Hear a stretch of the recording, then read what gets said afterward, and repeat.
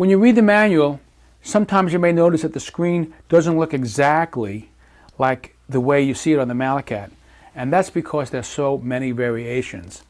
But I'm going to give an overview right now of what's on the screens in the Malacat.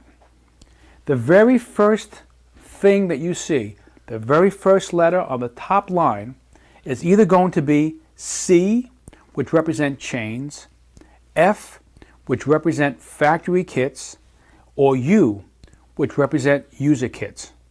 The Malacat has 127 factory kits, 127 user kits, and 16 chains.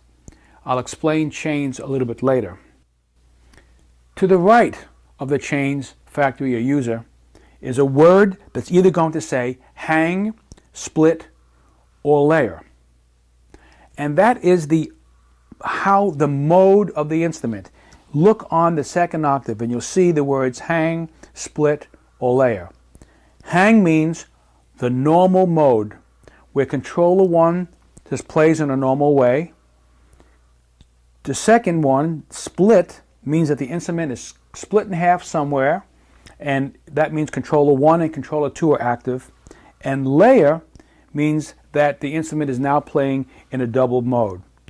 So you can see on the screen in the middle, you're either going to see the word hang mode, split mode, or double mode, which is the layer.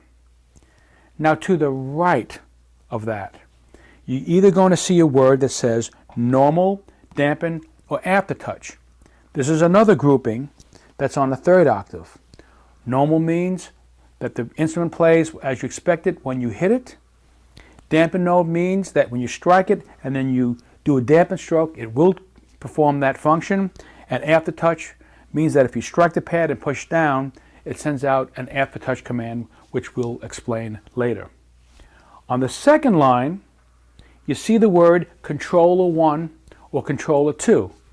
And that tells you what you are looking at or editing at, or in play mode, what is active on controllers 1 or 2. To the right of that, it tells you whether the instrument is mono or poly. Mono means that you can only get one note at a time. Poly allows you to play chords. On the third row, now you name your own kits. And this is where you name the kits. Whatever you name the kit shows up there. On the bottom line, you may see a B and a two-digit number, a dash, a two-digit number. That is your MSB, LSB bank change command. It tells you what bank you're using on your synthesizer. To the right of that, there's a space, and then there's a P for program.